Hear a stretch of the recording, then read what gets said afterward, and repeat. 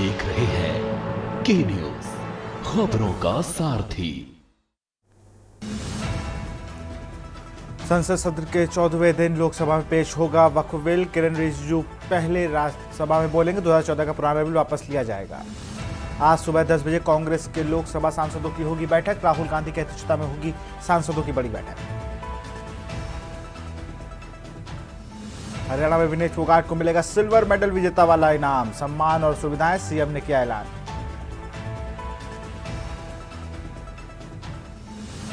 Olympic में आयोग के बाद भारतीय पहलवान विनेश फोगाट ने एक्स पर पोस्ट कर कहा, अलविदा कुश्ती। चुनाव आयोग को टीम का आज जम्मू कश्मीर दौरा। जल्द होंगे चुनाव। सुप्रीम कोर्ट की 30 दिसंबर तक डेडलाइन। 20 अगस्त तक अपडेट होगी वोटर लिस्ट। आज खत्म हो रही है अरविंद केजरीवाल की सीबीआई न्यायिक हिरासत। केजरीवाल की राउज एवेन्यू कोर्ट में पेशी करेगी सीबीआई। आप देख रहे हैं के न्यूज, खबरों का सारथी। नमस्कार, स्वागत है आपका देश की बात में। मैं हूं विशाल पंडित। रुक करते हैं खबरों का। दिल्ली से खबर है, लोकसभा में आज पेश होगा वक्फ बिल। दिल्ली से खबर, लोकसभा में आज पेश होगा वक्फ बिल। केंद्र सरकार आज पेश करेगी वक्फ बिल।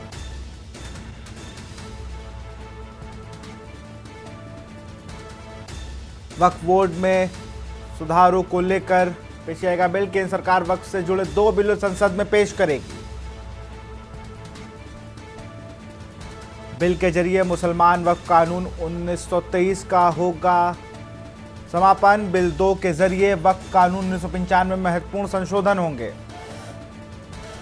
संशोधन बिल 2024 के जरिए सरकार 44 करेगी संशोधन। वक्फ बिल को सदन में 12 बजे किरण रिजिजू करेंगे पेश। बिल 1 के जरिए मुसलमान वक्फ कानून 1923, बिल 2 के जरिए वक्फ कानून 1995 में महत्वपूर्ण संशोधन होंगे।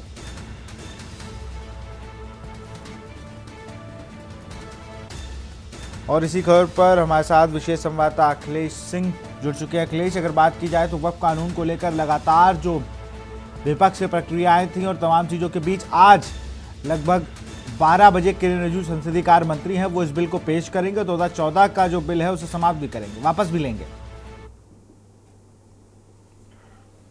आज लोकसभा में वक्फ बिल नया पेश किया जाएगा। संसदीय कार्य मंत्री किरण रिजिजू आज लोकसभा में 12 बजे बिल पेश करेंगे। पुराना मुसलमान वक्फ कानून 1923 बिल को समाप्त किया जाएगा। दूसरे बिल के जरिए वक्फ कानून 2095 को संशोधित किया जाएगा और संशोधन बिल 2024 के जरिए सरकार 44 संशोधन एक नया वक्फ बिल 2024 आज लोकसभा में पेश करेगी। इस बिल को 12 बजे पेश किए जाने के दौरान सदन में हंगामा होने के बेहद आसार हैं, क्योंकि राहुल गांधी की अध्यक्षता में आज कांग्रेस के सभी सांसदों की संसद भवन के परिसर में 10 बजे बैठक होगी। इस बैठक में कांग्रेस रणनीति तैयार कर रही है कि जब एनडीए सरकार के द्वारा लोकसभा में वक्फ बिल संशोधन पेश किया जाए और पुराना बिल समाप्त किए जाने को लेकर बिल आए तो उसका कांग्रेस विरोध करेगी। वहीं एनडीए सरकार ने रणनीति तय की है कि हर हालत में जैसे भी हो वक्फ बिल 2024 को लोकसभा में पेश किया जाए और उसको पास भी कराया जाए। लेकिन विपक्ष ने रणनीति तैयार करनी शुरू कर दी है कि हर हालत में किसी भी तरह से इस बिल को रोका जाए और सदन में हंगामा करके वॉकआउट करके इस बिल के विरोध में अपनी उपस्थिति दर्ज कराई जाए, भले ही एनडीए सरकार इस बिल को पास कराने में कामयाब हो जाए। केंद्र सरकार चाहती है कि इस वक्फ बिल में जो पहले अधिकार दिए थे कि किसी भी संपत्ति को वो वक्फ बोर्ड एक समिति की बैठक करके किसी भी जमीन को वक्फ बिल के आधार पर उसको संपत्ति घोषित कर सकता था, लेकिन इस अधिकार को समाप्त किया जा रहा है। इसके साथ ही साथ जितने ट्रिब्यूनल कोर्ट हैं जहां पर वक्फ बोर्ड की संपत्तियों को लेकर फैसले होते थे और कोर्ट के मामला वहां पहुंचते थे, उसमें भी संशोधन किया गया है कि वहां पर भी इसमें संशोधन किया जाएगा कि इसमें भी होगा। इसके साथ ही साथ इस बिल में एक और खास चीज जोड़ी गई है कि अब इसके बोर्ड में कम से कम 2 महिलाएं होंगी, उनके अधिकार होंगे, उनको पक्ष रखने का अधिकार होगा। साथ ही वक्फ की जो जमीनें होंगी उसमें भी महिलाओं का अधिकार होगा। और इस तरह से वक्फ कानून 2095 का नाम बदलकर एकीकृत वक्फ प्रबंधन, सशक्तिकरण, दक्षता और विकास अधिनियम 2095 होगा, जो वक्फ विल अधिनियम 2095 में संशोधन होगा। और वक्फ विल 2024 नया होगा। इसमें करीब 44 संशोधन किए जाने की संभावना आज है। बिल्कुल अखिलेश जी बने रहिए हमारे साथ। तो संशोधन बिल 2024 के जरिए सरकार 44 संशोधन करेगी।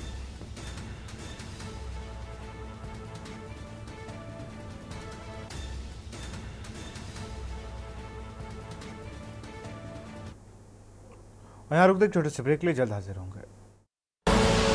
आप देख रहे हैं के न्यूज, खबरों का सार। ब्रेक के बाद आपका स्वागत है। पेरिस ओलंपिक में भारत को एक और झटका, कुश्ती में भारत को एक और झटका। अंतिम बंगाल की ओलंपिक गांव की मान्यता रद्द। अंतिम बंगाल को पेरिस छोड़ने के आदेश दिए गए। सुरक्षा कर्मियों ने कहा रेसलर की बहन को पकड़ा। अंतिम बंगाल की ओलंपिक गांव की मान्यता को रद्द किया गया। आपको बता दें, पेरिस पुलिस ने अंतिम बंगाल को डिटेन किया था, हिरासत में लिया था। अपनी सुरक्षा कर्मियों ने रेसलर की बहन को पकड़ा।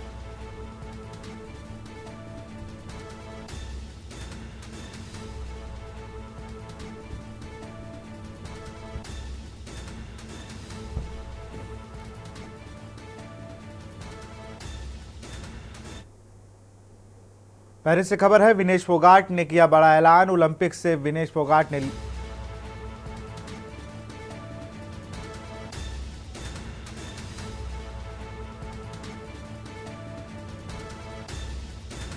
ओलंपिक में अयोग्य करार होने पर किया ऐलान।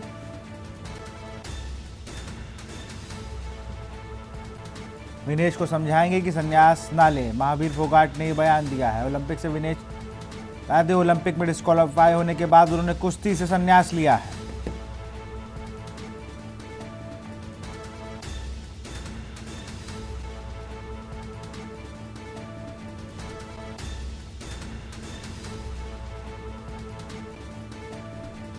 और इसी तौर पे हमारे साथ विशेष संवाददाता अखिलेश सिंह जुड़े हुए हैं दिल्ली से। अखिलेश, अगर बात की जाए तो विनेश फोगाट ने आज सुबह ही अपने 23 साल लंबे करियर पर 2001 से 2024 तक पर विराम लगाया और उन्होंने अलविदा कुश्ती कहा। उन्होंने कुश्ती मेरी माँ है और वो मुझसे मैच जीत गई है।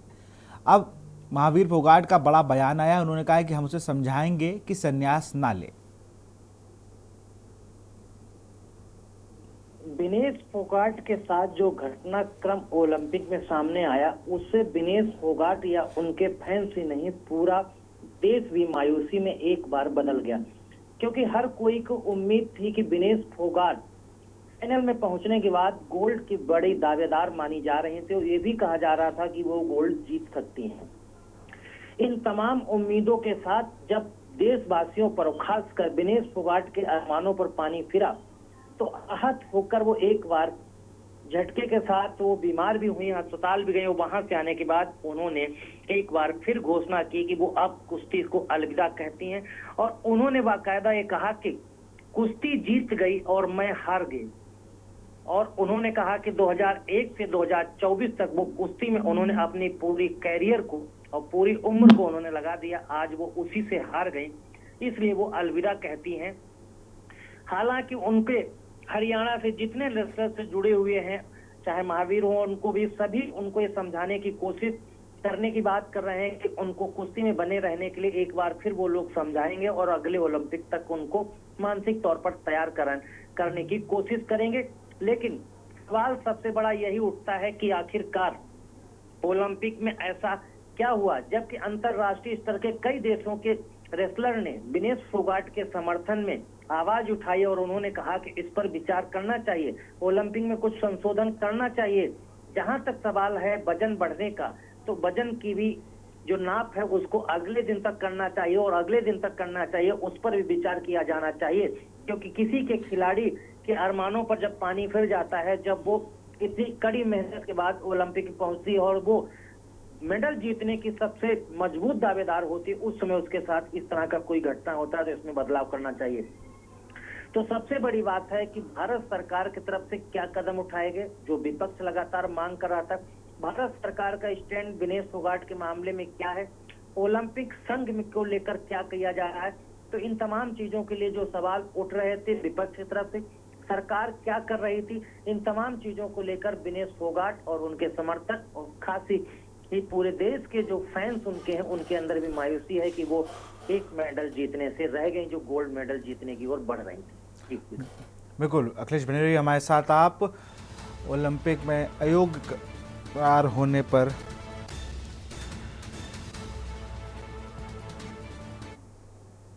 यहाँ रुकते छोटे से ब्रेक के लिए जल्द हाजिर होंगे। आप देख रहे हैं के न्यूज, खबरों का सारथी। ब्रेक के बाद आपका स्वागत है। पहले से एक और बड़ी खबर, जहां पर विनेश फोगाट ने सिल्वर मेडल के लिए किया दावा। विनेश फोगाट ने कोर्ट ऑफ आर्बिट्रेशन में की अपील। सुबह 11:30 बजे विनेश की अपील पर होगी सुनवाई। विनेश ने संयुक्त रूप से सिल्वर मेडल दिए जाने की मांग की। कोर्ट ऑफ आर्बिट्रेशन में डिस्क्वालीफाई के खिलाफ अपील। विनेश ने संयुक्त रूप से सिल्वर मेडल दिए जाने की मांग की। 100 ग्राम वजन ज्यादा फाइनल से विनेश को डिस्क्वालीफाई हो गई थी। 3 बड़े मुकाबलों में जीतकर विनेश ने फाइनल में जगह बनाई थी। पेरिस से खबर, विनेश फोगाट ने सिल्वर मेडल के लिए किया दावा। विनेश फोगाट ने कोर्ट ऑफ आर्बिट्रेशन में की अपील। सुबह 11:30 बजे विनेश की इस अपील पर सुनवाई होगी।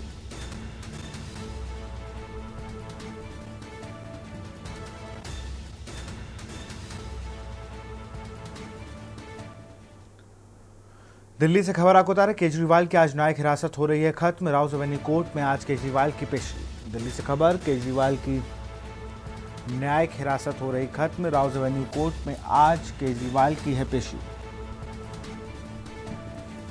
शराब नीति मामले में सीबीआई ने किया था गिरफ्तार।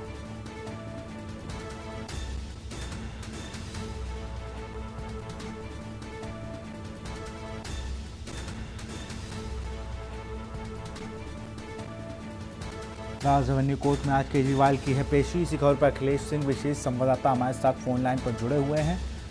अखिलेश जी, अगर बात की जाए तो आज शराब नीति मामले में जिसमें सीबीआई ने उन्हें गिरफ्तार किया था अरविंद केजरीवाल को, आज उसकी जो न्यायिक हिरासत है वो खत्म हो रही है। शराब नीति घोटाले दिल्ली के मामले में मुख्यमंत्री अरविंद केजरीवाल को ईडी से जमानत मिलने से पहले ही सीबीआई ने गिरफ्तार कर लिया था और सीबीआई की गिरफ्तारी को लेकर ही आजकल अरविंद केजरीवाल न्यायिक हिरासत में दिल्ली की तिहाड़ जेल में बंद हैं। आज न्यायिक हिरासत का अंतिम दिन है।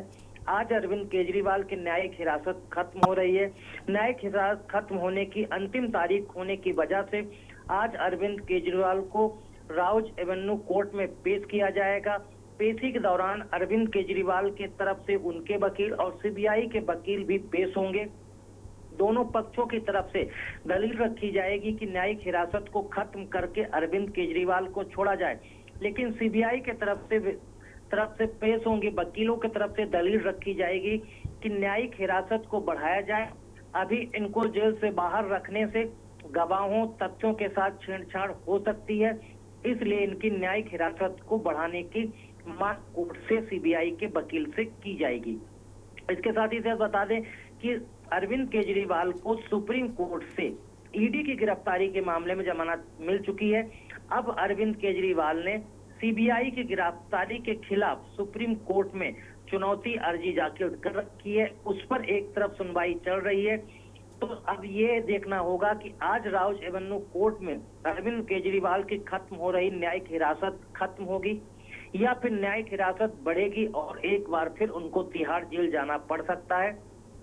हालांकि सुप्रीम कोर्ट में दूसरी तरफ चल रही सुनवाई में ये भी इंतजार करना होगा कि राहुल गांधी अरविंद केजरीवाल को जिस प्रकार ईडी के मामले में सुप्रीम कोर्ट ने जमानत दी है, आगे चलकर सीबीआई के मामले में भी अगर अरविंद केजरीवाल को जमानत मिल जाती है तो उनकी न्यायिक हिरासत खत्म हो सकती है और तिहाड़ जेल से बाहर का रास्ता साफ हो सकता है। जी बिल्कुल, अब देखना होगा कि आज कोर्ट क्या फैसला करता है।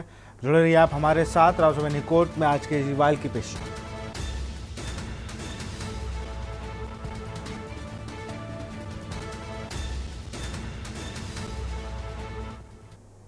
यहाँ रुकते एक छोटे से ब्रेक के लिए, जल्द हाजिर होंगे। आप देख रहे हैं के न्यूज, खबरों का सारथी। नमस्कार, आप देख रहे हैं के न्यूज इंडिया। मैं हूं आपके साथ गरिमा वाजपेयी। देश की बात में आप सभी का स्वागत है। खबर आपको हम दिल्ली से बताते हैं, जहां पर विभव के खिलाफ आरोप पत्र दायर। स्वाति मालीवाल मारपीट में पुलिस ने दायर की चार्जशीट। राज्यसभा सांसद से मारपीट केस में चार्जशीट दायर। सीएम हाउस में क्राइम सीन के पास लगा था सीसीटीवी और डीवीआर से पहले की गई थी छेड़छाड़। जांच से पहले कुछ फुटेज मीडिया में किए गए लीक। बड़ी जानकारी आपको हम बता रहे हैं। कुछ फुटेज मीडिया में लीक किए जाने के बाद अहम खबर आपको हम बता दें।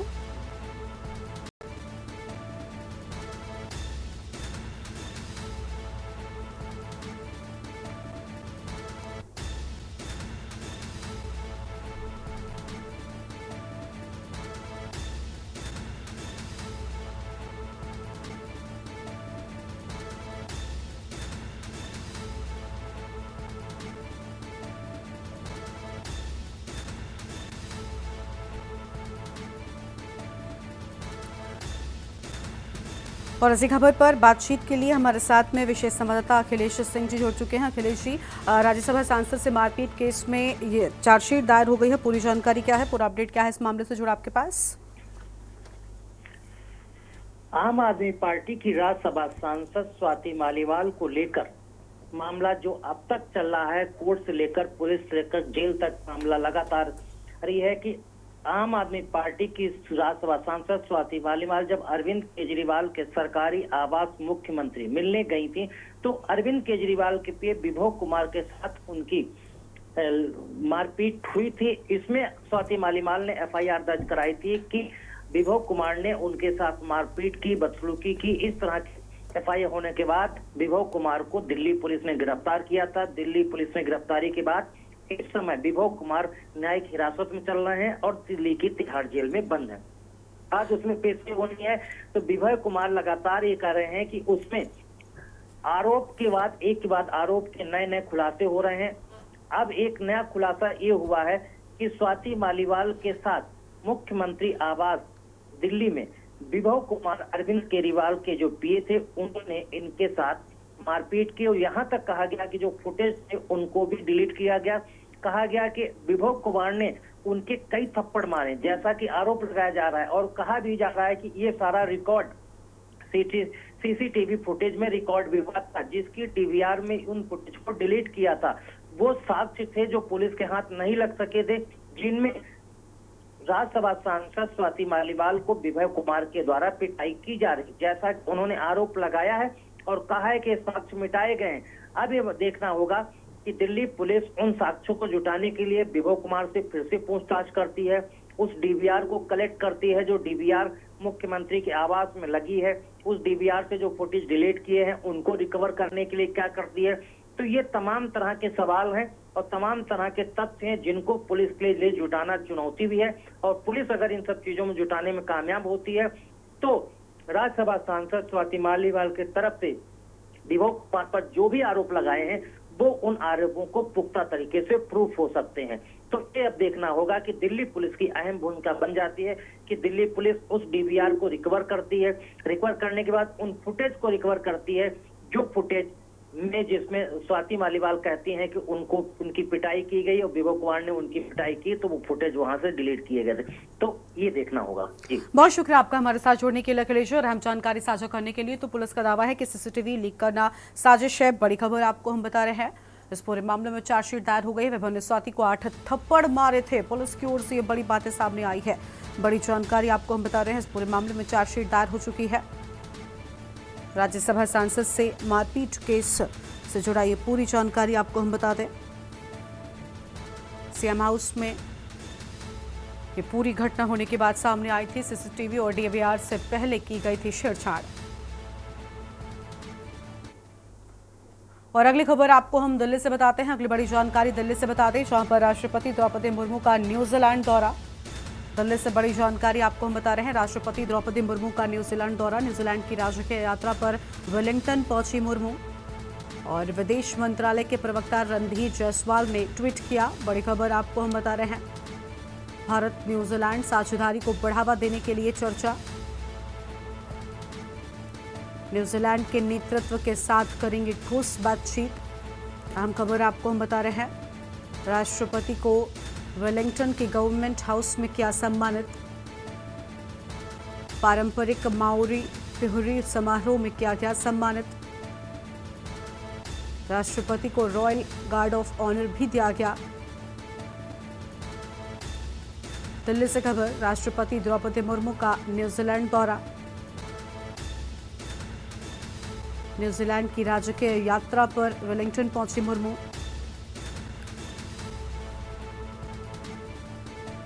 फिलहाल ये बड़ी खबर आपको हम बता रहे हैं।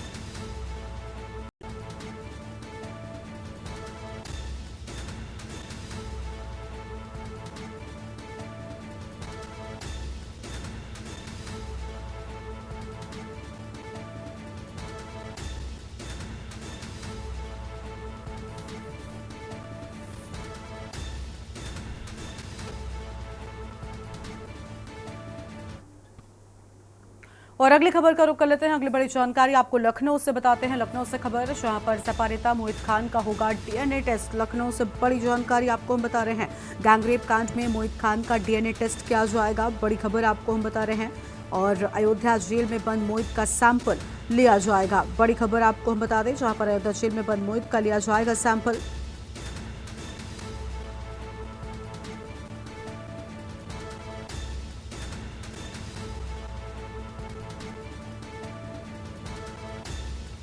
अहम खबर आपको हम बता रहे हैं।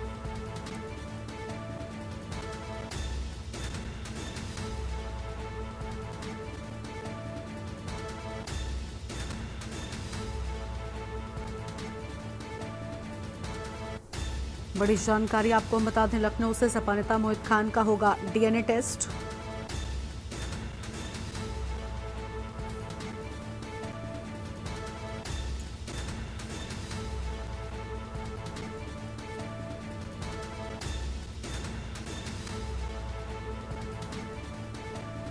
और इसी खबर पर बातचीत के लिए हमारे साथ में हमारे संवाददाता प्रवेश पांडे जुड़ चुके हैं। अयोध्या से उनका रुख कर लेते हैं। प्रवेश, डीएनए टेस्ट की मांग पहले लगातार की जाई थी, लेकिन अब कहा जा रहा है कि मोहित खान का डीएनए टेस्ट कराया जाएगा। पूरी जानकारी, पूरा अपडेट क्या है आपके पास? देखिए, जो अयोध्या के भदरसा में गैंगरेप हुआ था, गैंगरेप मामले में जो है मुख्य आरोपी मोहित खान और राजू खान को पुलिस ने जो है गिरफ्तार कर जेल भेजा था। लेकिन ये बड़ी घटना है। 12 साल की मासूम बच्ची के साथ ऐसी दरिंदगी, ऐसी हैवानियत से जो है हर कोई जो है शर्मसार हो रहा है। लेकिन विपक्ष जो है लगातार उसको उठाता रहा कि जो मोहित खान है उनका डीएनए टेस्ट होना चाहिए। उस पर राजनीति हो रही है। सपा अध्यक्ष अखिलेश यादव ने भी जो इसकी मांग की थी। लेकिन जो है अब जो है जो बच्ची केजीएमयू में भर्ती थी, बाकायदा जो है परिवार की सहमति से उसका जो है गर्भपात कराया गया था। और जो भ्रूण था उसकी भी जो है सैंपल लिया गया डीएनए टेस्ट के लिए। और उसके बाद जो मुख्य आरोपी है मोहित खान और राजू खान, इन दोनों का सैंपल लिया जाएगा। विवेचक जो है, जो पुलिस विवेचना कर रही है, डॉक्टरों की टीम के साथ मंडल कारागार जाएगी और वहां पे जो है मोहित खान और राजू खान का सैंपल लिया जाएगा। उसके बाद डीएनए टेस्ट होगा। जी, बहुत शुक्रिया आपका हमारे साथ जुड़ने के लिए और अहम जानकारी साझा करने के लिए। तो ये बड़ी खबर आपको हम बता रहे हैं, जहां पर पूरे मामले में ये बड़ा अपडेट सामने आया है।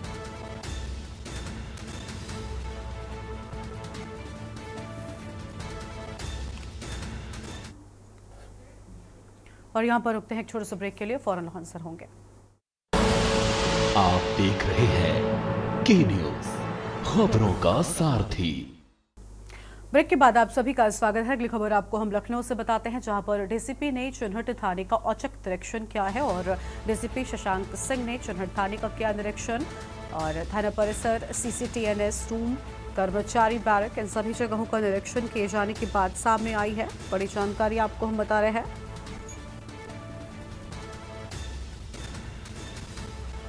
तो यह हम खबर आपको हम बता दें, मालखाना व महिला बैरक का निरीक्षण किए जाने की बात सामने आई है। थाना परिसर, CCTNS रूम, कर्मचारी बैरक, मालखाना व महिला हेल्प डेस्क का निरीक्षण किया गया है। बड़ी जानकारी आपको हम बता रहे हैं। मालखाने को बेहतर करने के DCP ने निर्देश भी दे दिए हैं।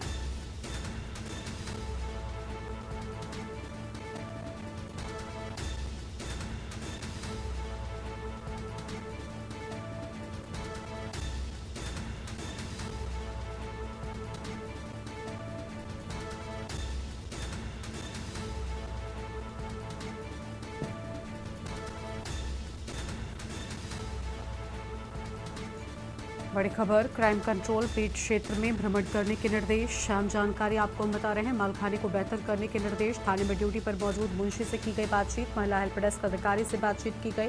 DCP ने बेहतर काम करने के लिए निर्देशित किया। क्राइम कंट्रोल पीट क्षेत्र में भ्रमण करने के निर्देश भी दिए जाने की बात सामने आई है। आम खबर आपको हम बता रहे हैं।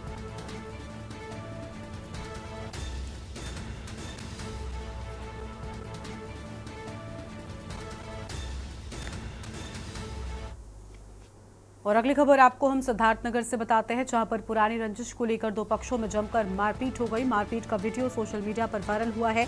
एक दूसरे के ऊपर लाठी डंडे बरसाते देखे लोग। नाली के विवाद को लेकर दो पक्ष आपस में भिड़ गए।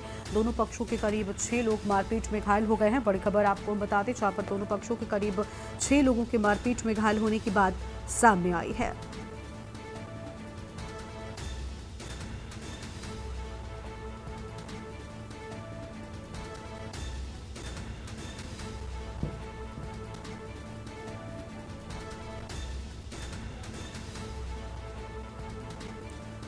अहम जानकारी आपको हम बता रहे हैं।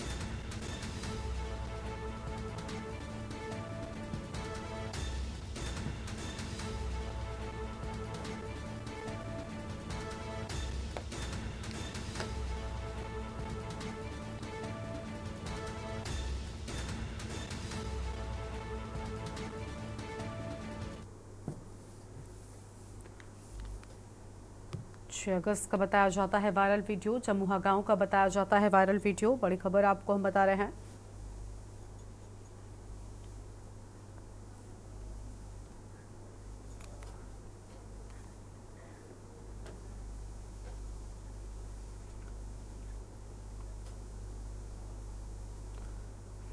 और अगली खबर आपको हरियाणा से बताते हैं, जहां पर CM नायब सिंह सैनी का बड़ा फैसला सामने आया है। खिलाड़ी विनेश फोगाट को मिलेंगी सम्मान, इनाम और सुविधाएं दी जाएंगी।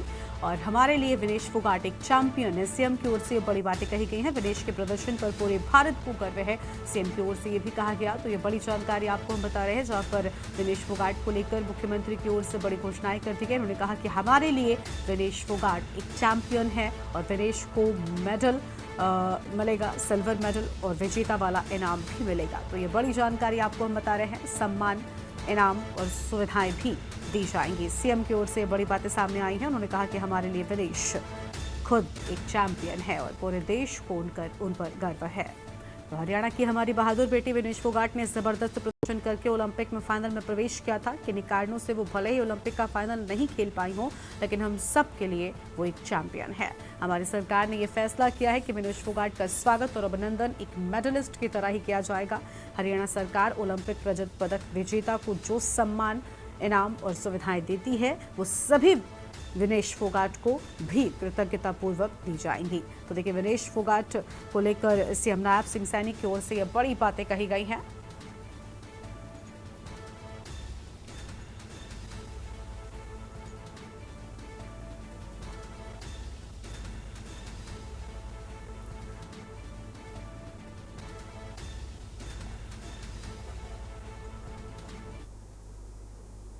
और अब बात करते हैं आफत आसमानी जिंदगी पर भारी। उत्तर प्रदेश के प्रयागराज में बाढ़ का कहर बढ़ता ही जा रहा है। झूंसी से गारापुर तक जाने वाली सड़क पर पानी भर गया और इससे आसपास के कई गांवों के लोग परेशान हैं। भारी बारिश और ऊंचाई वाले इलाकों से बांधों से पानी छोड़े जाने की वजह से गंगा और यमुना नदी का जलस्तर काफी ज्यादा बढ़ चुका है। ये रिपोर्ट देखिए। पहाड़ी राज्यों में लगातार हो रही बारिश की वजह से प्रयागराज में संगम घाट पर गंगा और यमुना नदी का पानी से लोगों के रोजमर्रा के काम में दिक्कत आ रही है। पानी बहुत काफी तेजी से बढ़ रहा है। ये गंगा आरती स्थल है, ये आरती स्थल सब लोग भी हम लोग सामान लेकर सब हटा रहे हैं, काफी परेशान है। तेजी से बढ़ते जलस्तर ने महाकुंभ मेले की तैयारियों पर असर डाला है। स्नान के लिए बनाए गए नए घाट भी इससे अछूते नहीं हैं। जो पक्का घाट बनना है उसका सीमेंट और सरिया है, सभी यही सामान है, सब उसी को साइड कर रहे हैं। तो पानी काफी तेजी से बढ़ रहा है। पानी तो बहुत तेजी बढ़ रहा है, 1 घंटे के अंदर 1 मीटर पानी बढ़ रहा है। काफी नुकसान हो गया है सरकार का। नहीं, नुकसान तो हुआ है कुछ, अब जो नुकसान हुआ तो जो बचा है उसको निकाल रहे हैं। बहुत तेज बढ़ रहा है जल, हर घंटे जो है प्रति मिनट 1 फीट बढ़ रहा है जल। जो कुंभ के कार्य चल रहे हैं यहाँ पे, पक्के घाट वगैरह पर कितना प्रभाव पड़ेगा इसमें जल? अब वो सब कार्य जो है सब डूब जाएगा, फिर जल हटने पर ही कार्य संपन्न होएगा। वहीं हालात को देखते हुए गंगा और यमुना नदी के किनारे बनाए जा रहे कंक्रीट के घाटों का कंस्ट्रक्शन रोक दिया गया है। संगम नगरी प्रयागराज में कुंभ का मेला हर 12 साल बाद लगता है। जनवरी 2025 में शुरू होने वाले मेले की तैयारियां चल रही हैं।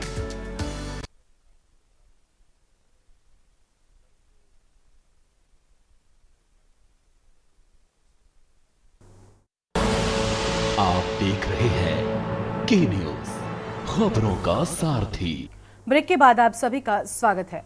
पड़ोसी देश बांग्लादेश के नागरिक कारोबार, इलाज और पर्यटन के इरादे से कोलकाता आते रहते हैं। बांग्लादेश के हालात बिगड़ने के बाद हाल ही में भारत आए बांग्लादेशी नागरिक बसों से अपने देश लौटने लगे हैं। बांग्लादेश में उठापटक के चलते जो बस सेवा बंद कर दी गई थी उसे बुधवार से चालू कर दिया गया है। पड़ोसी देश बांग्लादेश के नागरिक कारोबार, इलाज और पर्यटन के इरादे से कोलकाता आते रहते हैं। बांग्लादेश में हालात बिगड़ने के बाद हाल ही में भारत आए बांग्लादेशी नागरिक बसों से अपने देश लौटने लगे हैं। बांग्लादेश में उठापटक के चलते जो बस सेवा बंद कर दी गई थी उसे बुधवार से चालू कर दिया गया है। बांग्लादेशी नागरिक अपने देश के हालात पर चिंतित तो हैं, लेकिन उन्हें उम्मीद है कि जल्द ही सब कुछ ठीक हो जाएगा। हालत बहुत खराब है, बहुत नाजुक है। हर जगह पर लूटपाट हो रहा है, यही देख रहे हैं फेसबुक पे, यूट्यूब पे। यही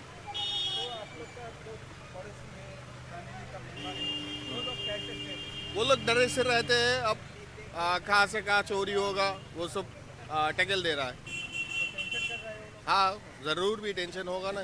कोई सरकार नहीं, कोई पुलिस नहीं, तो फैमिली लोग को ही पहरा देना पड़ेगा ना। हाँ, हम लोग इंडिया में टेंशन पे ही है। कुछ दिन से बस नहीं चल रहा है, अब बस चल रहा है, तो अब जाने वाला है। Now I think everything okay. Now our country governments changed. Now everything okay. I think the 2 or 3 days is some problem, but in future is no problem. In future no problem. Now everything okay. I think in our country political situation now government changed, so everything okay. I think now. And all other safe. It is the media already exposed everything, but no major issue. I think not major issue, major problem. Everything already changed. Bangladesh में तख्ता पलट के बाद हालात काफी बदल गए हैं।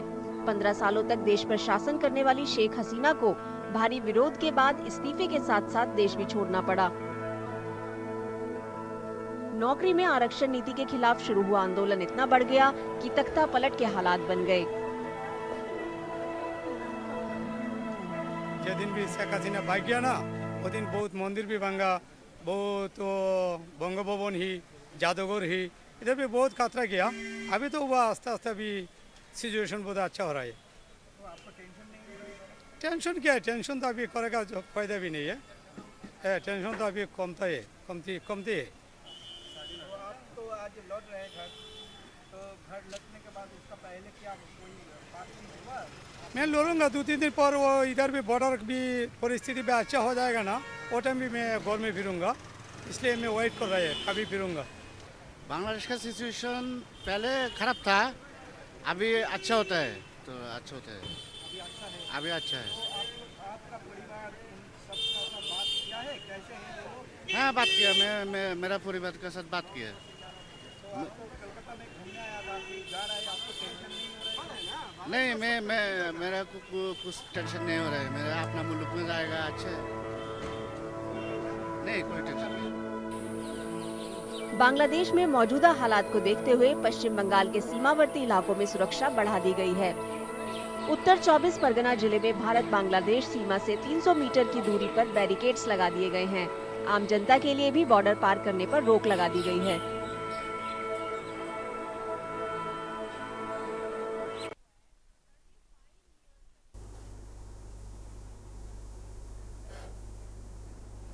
और इस बुलेटिन में फिलहाल इतना ही। आप देखते रहिए न्यूज़ इंडिया। नमस्कार। आप देख रहे हैं के न्यूज, खबरों का